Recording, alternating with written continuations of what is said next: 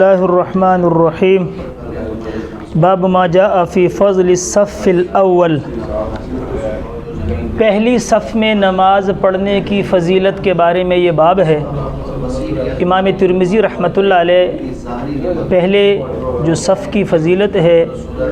اس کے بیان میں یہ حدیث یہاں پر لائے ہیں، اور پہلے صف کی بہت ساری فضائل ہیں۔ حضور پاک علیہ الصلاۃ والسلام نے ارشاد فرمایا، مشکات کی حدیث ہے،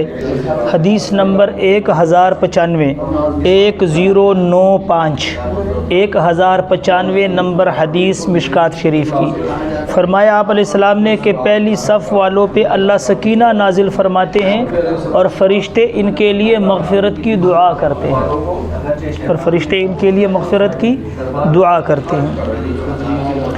اب پہلے صف کی جو فضیلت ہے اس میں اس بات کو بھی ذرا مد نظر رکھیں کہ ہر آدمی اس کی طرف جائے گا پہلے صف کے لیے،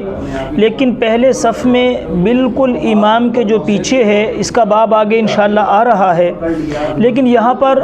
اکابر علماء کے لیے، یا اگر کوئی اللہ والا آ گیا ہے مسجد میں، یا کسی محلے میں کوئی اللہ والے رہتے ہیں یا علماء کرام ہیں، تو جو لوگ پہلے آ جائیں ان کے لیے یہ مناسب ہے کہ وہ ان اکابر کے لیے، علماء کے لیے یہ امام کے پیچھے جگہ خالی رکھیں،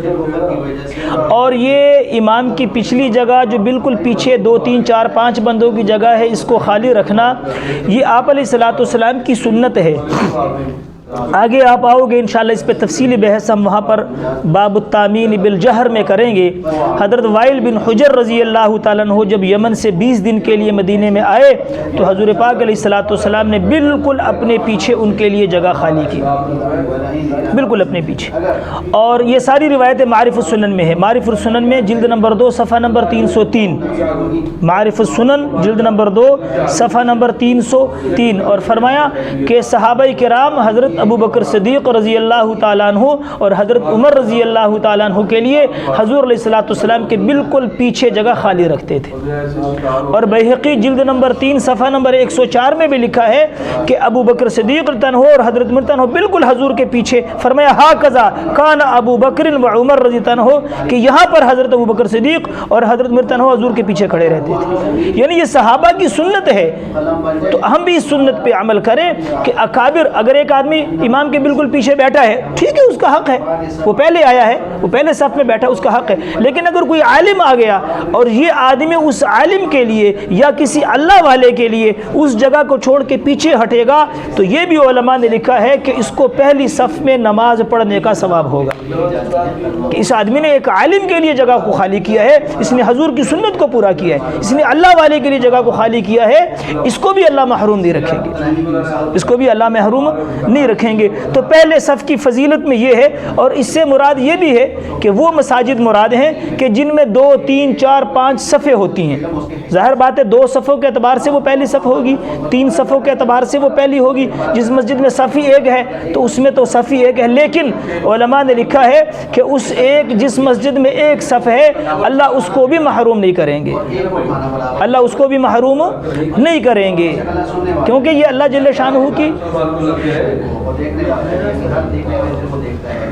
تو ایک جس مسجد میں ایک صف ہے اللہ اس کو بھی محروم نہیں کریں گے۔ دوسرا، اللہ کے نبی نے فرمایا کہ پہلی صف جو مردوں کی ہے، دیکھیں صفوں کی ترتیب فقہ میں اور احادیث میں یوں ہی ہے کہ اگر عورتیں، جیسے حضور صلی اللہ علیہ وسلم کے زمانے میں مسجد نبوی میں آپ نے پیچھے باب پڑھا ہے کہ عورتیں آتی تھیں تو پہلے مردوں کی صف، پھر جو ہے نا وہ جو جوان لڑکے ہیں بڑے ان کی، پھر بڑی عمر کی عورتوں کی، اور پھر جو درمیانی عمر کی لڑکیاں ہیں، اس طرف سے طریقے سے صف بندیاں ہوتی تھیں۔ تو فرمایا مردوں کی پہلی صف بہتر ہے مردوں کی آخری صف سے، اور عورتوں کی پہلی صف سے عورتوں کی آخری صف بہتر ہے، یعنی عورتوں کی جو صف مردوں کے قریب ہے وہ بہتر نہیں ہے، عورتوں کی جو آخری صف ہے وہ بہتر ہے۔ کیوں؟ کہ اس میں مردوں کے ساتھ اتصال کم ہے، تو عورتوں کی آخری صف فضیلت کے اعتبار سے زیادہ بہتر ہے آخری صف کے، اور مردوں کی پہلی صف بہتر ہے، کیوں کہ جو آخری صف مردوں کی ہوگی وہ عورتوں کے ساتھ متصل ہوگی اور پہلی صف کا ان سے اتصال کیا ہوگا؟ کم ہوگا۔ اسی لیے فقہ کی کتابوں میں یہ بات لکھی ہے کہ نماز جنازہ میں پچھلی صف پہلی صف سے بہتر ہے۔ نماز جنازہ میں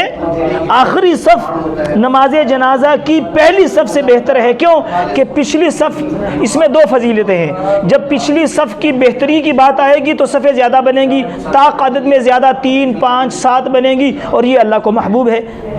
حدیث میں آتا ہے کہ ان اللہ وتر یحب الوتر، اللہ اکیلے ہیں، یہ طاق ہیں اور طاق عدد کو پسند کرتے ہیں۔ لیکن یہ کچھ ضروری نہیں ہے جیسے ہمارے علماء کرام اعلان کر دیں طاق عدد میں، لیکن بالکل اس پہ پابندی کروانا کہ طاق عدد میں ہی صفیں ہو، جفت میں نہ ہو، یہ مسئلہ کدھر سے نہیں ہے، فضیلت صرف ہے۔ دوسری بات یہ ہے کہ جنازہ، نماز جنازہ مورتیوں کی پوجا کرنے کے متشابہ ہے۔ وہ پوجا کرتے ہیں لٹا کے، اور جنازہ بھی سامنے لیٹا ہے، تو لہٰذا یہ مورتیوں کی پوجا کے متشابہ ہے۔ اس لیے جنازے کی پہلی صف سے اس کی آخری صف جو ہے وہ افضل ہے، کیونکہ وہ ذرا جنازے سے دور ہے۔ تو یہ فقہ یہ اس سے لیا گیا ہے، اس حدیث سے، کہ جو حضور نے فرمایا کہ مردوں کی پہلی صف ان کی آخری صف سے بہتر ہے، اور عورتوں کی آخری صف عورتوں کی پہلی صف سے بہتر ہے، کیونکہ عورتوں کی پہلی صف جو ہے وہ مردوں کے اتصال یعنی قریب ہونے کی وجہ سے، اور عورتوں کی آخری صف جو ہے وہ ان سے دور ہونے کی وجہ سے۔ تیسری حدیث، حضور پاک علیہ الصلوۃ والسلام نے ارشاد فرمایا کہ دو چیزوں کے ثواب کا اگر لوگوں کو پتہ چل جائے کہ اس میں کتنا ثواب ہے، ایک اذان دینے میں، ایک پہلی صف میں، فرمایا تو اس میں لڑائیاں پڑ جائیں، لوگوں میں لڑائی ہو اور پھر اس لڑائی کو ختم کرنے کے لیے قرآن اندازی کروانی پڑے، اور قرآن اندازی سے پھر جس کی باری آ جائے وہ اذان دے اور وہ پہلی صف میں کھڑا ہو۔ اور یہاں سے یہ بھی بات یاد رکھنا کہ یہاں پر جو فرمایا نا علم، یہاں علم کے 3 درجے ہیں، ایک ہے علم الیقین، ایک ہے عین الیقین، ایک ہے حق الیقین۔ علم یقین کا درجہ یہاں مراد نہیں، یہاں عین الیقین اور حق الیقین مراد ہے حدیث میں۔ کیوں کہ علم یقین تو ہر مسلمان کو پتہ ہے کہ پہلے صف میں نماز پڑھنے کی فضیلت کا سب کو پتہ ہے، اور اذان دینے کی فضیلت کا سب کو پتہ ہے، یہ مراد نہیں۔ یہاں پر عین الیقین، علم یقین کہتے ہیں کہ علم کا ہونا، عین الیقین یعنی آنکھ سے دیکھ لینا، حق الیقین کے دل بھی کہے کہ واقعی ایسا ہے۔ تو یہ 2 درجے مراد ہیں کہ اگر لوگوں کو عین الیقین یعنی ان لوگوں کو پتہ چل جائے نا آنکھوں سے، یا حق الیقین ان کے دل جیسے حضور علیہ الصلوۃ والسلام دیکھتے ہیں، جیسے ان کے سامنے اللہ پاک نے آخرت کے کچھ احوال کو منکشف فرمایا، ایسے ان کو پتہ چل جائے کہ اس میں کتنی فضیلت ہے۔ جیسے آپ علیہ السلام نے فرمایا کہ تم اپنے مردوں کو دفنانا چھوڑ دو، وگرنہ میں اللہ سے دعا کرواتا کہ تمہیں قبر کا عذاب دکھا دے، لیکن اگر میں اللہ سے دعا کروں اور اللہ تمہیں قبر کا عذاب دکھا دے تو تم مردوں کو دفن نہ کرو، اتنی سخت چیز ہے۔ ایسے فرمایا اگر تمہیں یوں پتہ چل جائے کہ پہلی صف میں نماز پڑھنے کا ثواب کیا ہے اور آذان دینے کا ثواب کیا ہے، تو فرمایا تم لڑائیوں کے ساتھ اور جھگڑوں کے ساتھ تم ان چیزوں کو حاصل کرو۔ تو اس لیے پہلی صف میں نماز پڑھنا، اس لیے فرمایا پہلی صف دوسری صف سے افضل ہے۔ اور اس کے لیے ساتھ بھی فرمایا آپ علیہ السلام نے بھی اللہ سکینہ نازل فرماتے ہیں، اور آپ علیہ الصلوۃ والسلام نے دعا بھی فرمائی ہے۔ آپ علیہ الصلوۃ والسلام نے ایک مرتبہ دعا فرمائی، اللہ پہلے صف والوں پہ رحمت فرما، تو دوسری صف نے کہا وعلی الثانی یا رسول اللہ، دوسری صف والوں پر بھی آپ علیہ السلام نے فرمایا یا اللہ پہلی صف والوں پہ رحمت نازل فرما، دعا فرمائی۔ دونوں نے کہا وعلی الثانی یا رسول اللہ، دوسری صف والوں پر بھی۔ تو تیسری مرتبہ آپ نے کہا وعلی الثانی یعنی دوسری صف والوں پہ بھی اللہ رحمت نازل فرما۔ تو ایک روایت میں آتا ہے کہ تیسری صف تھی، تیسری صف والوں نے کہا یا رسول اللہ تیسری والوں کے لیے بھی دعا کریں۔ تو اب یہاں سے دیکھو اللہ کے نبی کی دعا بھی ثابت ہو گئی، اور آپ نے مشکات کی حدیث بھی پڑھی کہ اللہ کیا کرتے ہیں، سکینہ نازل فرماتے ہیں، فرشتے مغفرت کی دعا کرتے ہیں، اور اللہ کے نبی نے بھی پہلی صف والوں کے لیے دعا فرمائی۔ اور یہاں سے آگے چونکہ باب آ رہا ہے، لیکن آپ یہاں اجمالی طور سے یہ بھی سن لو کہ جو بعض حضرات یہ کہتے ہیں کہ فرض نماز کے بعد اجتماعی طور پہ ہاتھ اٹھا کر حضور علیہ الصلوۃ والسلام سے دعا کرنا ثابت نہیں، یہ ان پر بھی رد ہوتا ہے کہ اجتماعی طور پہ جہرن دعا مانگی جا رہی ہے۔ اجتماعی طور پہ اب یہاں جہرن دعائی مانگی جا رہی ہے، اللہ کے نبی کہہ رہے ہیں اللہ پہلی صف والوں پہ رحمت فرما،